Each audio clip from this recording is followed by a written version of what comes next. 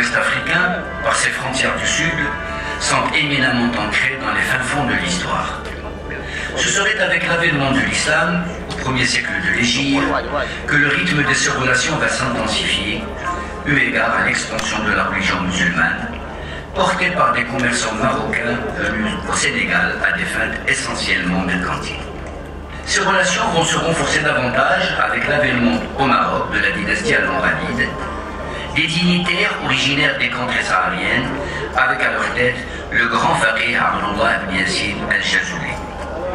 C'est à partir du bassin du fleuve Sénégal que ces dignitaires almoravides vont conduire une mission unificatrice du Maroc avec l'Ouest africain, culminant dans les vergers andalous.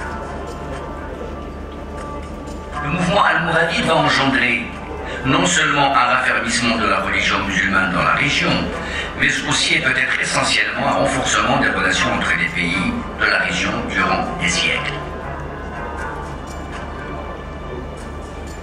C'est l'impact de ces mouvements dans l'histoire qui va permettre cette synergie dans les domaines scientifiques et culturels entre le Maroc et le Sénégal.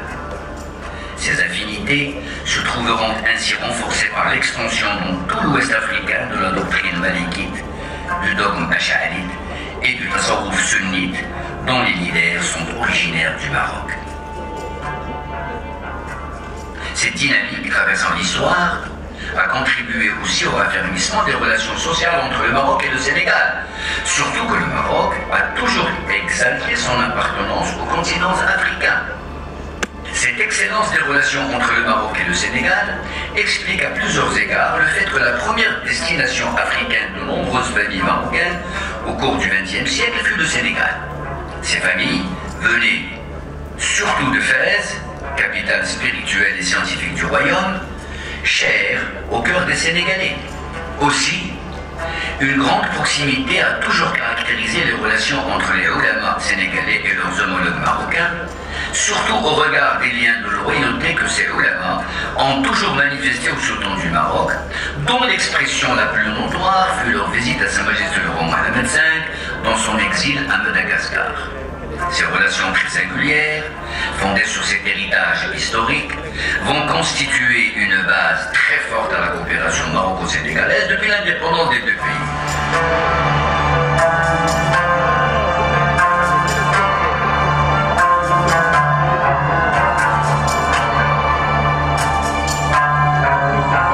Elles vont connaître un parcours autrement plus significatif à l'époque de Sa Majesté le roi Hassan II, que Dieu s'en à travers moult initiatives économiques et culturelles, dont cette contribution appréciable à l'édification de la grande mosquée de Dakar, un gage très significatif de l'excellence des relations entre les deux pays.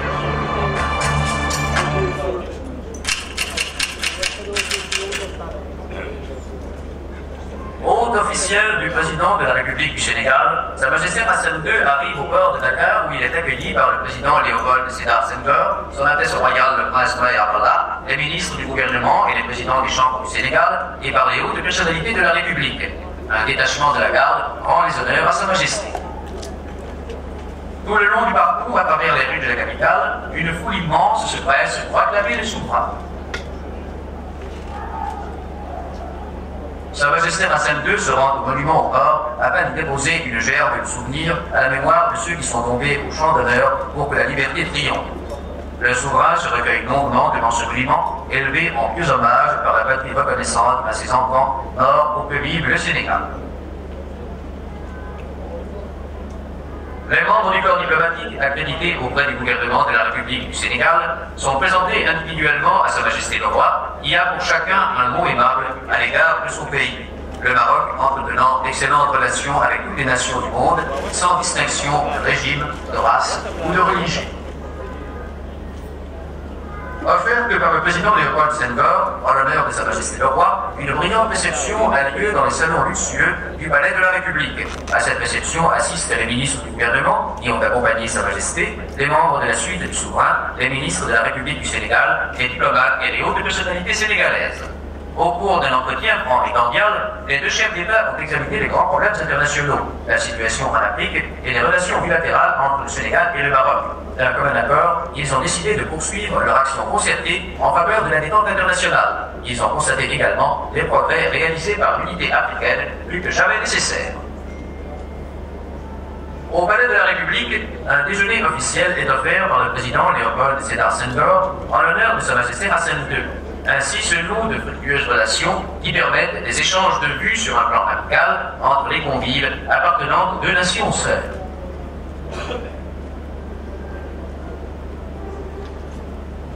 Sa Majesté Hassan II est l'invité de l'Université de Dakar, dont le recteur lui fait des honneurs en présence du président de la République et des présidents des deux chambres, des ministres des deux gouvernements, du corps diplomatique, des professeurs et des étudiants. Le recteur de l'université remet ensuite à Sa Majesté le Roi les insignes de docteur honoris causa de l'Université de Dakar.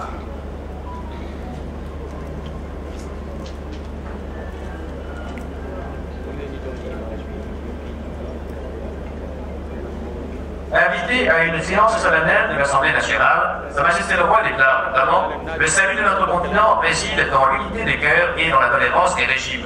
De nos jours, la liberté consiste à se libérer de la faim, de l'ignorance et de la pauvreté.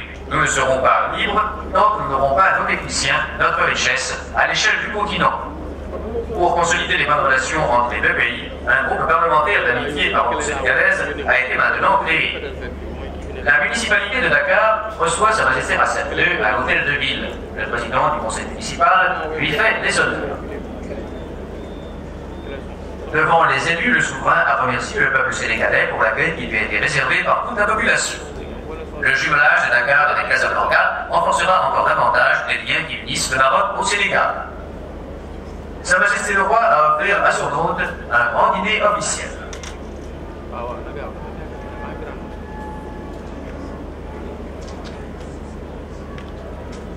Pour les salons de l'ambassade du Maroc à Dakar, son Excellence l'ambassadeur donne une grande réception en l'honneur de Sa Majesté Hassan II, réception à laquelle assistent les hautes personnalités de la République du Sénégal et les membres de la suite du souverain.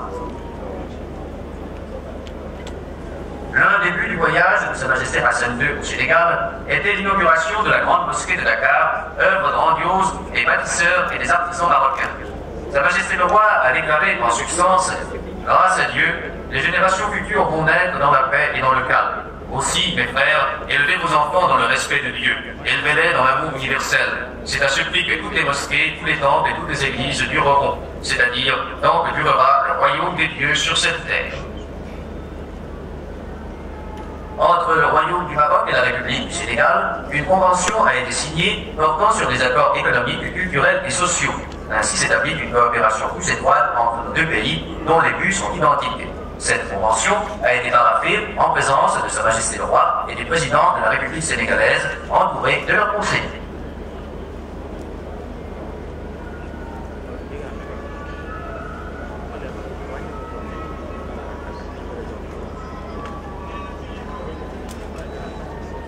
La colonie marocaine de Dakar a réservé un accueil des plus chaleureux à Sa Majesté Hassan II.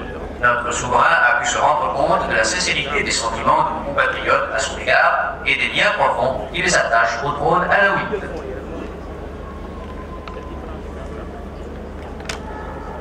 Reprenant le chemin de retour, Sa Majesté Hassan II est accompagné au port de Dakar par le président de la République du Sénégal, les hauts personnages de la République sénégalaise et les membres du corps diplomatique.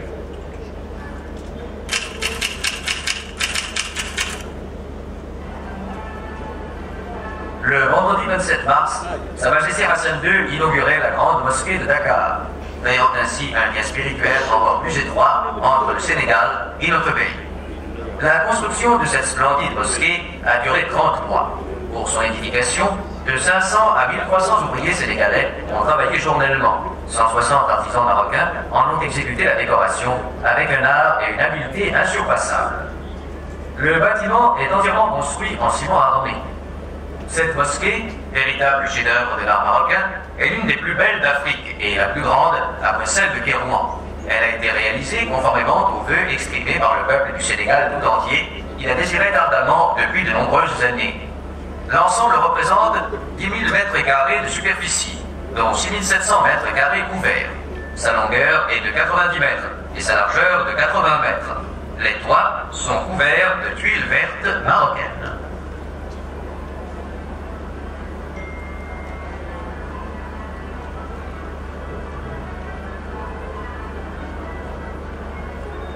La grande cour rappelle celle du Grand Palais de Grenade, avec ses deux ansas, ses tuiles, ses colonnes et ses trois jets d'eau en marbre du Maroc, dont l'un à 2,50 m de diamètre.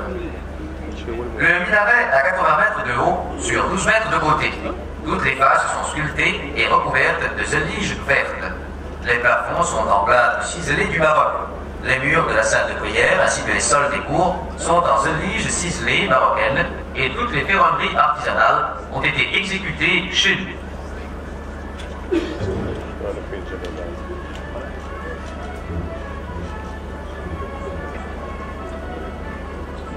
Pour embellir encore davantage l'intérieur de cet édifice dédié à la prière et à la contemplation, Sa Majesté le Roi rappelle un don personnel de 25 lustres en bronze exécutés par des artisans marocains, ainsi que du minbar et des nattes pour les sols.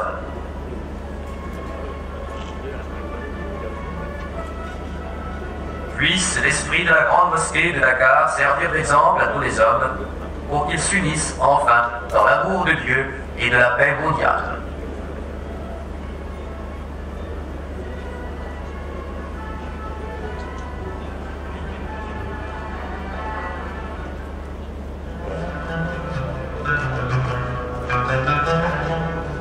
Cette commémoration du 60e anniversaire de l'édification de la Grande Mosquée de Dakar, qui succède à plusieurs opérations de restauration du minaret et d'autres dépendances, est autrement plus significative de la profondeur de l'histoire commune inscrite sur la longue durée entre les deux pays frères.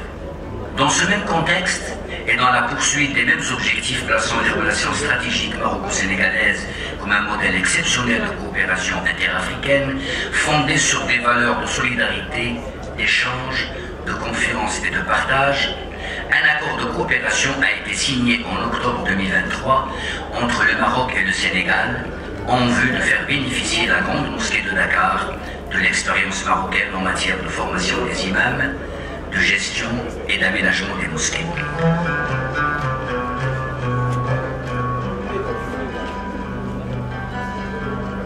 Voilà donc un rendez-vous du donner et du recevoir, selon l'expression même du président Léopold Sédar Senghor, qui, après 60 ans, consacre ce processus évolutif et continu, traversant les générations, pour la consolidation des relations exceptionnelles entre le Maroc et le Sénégal.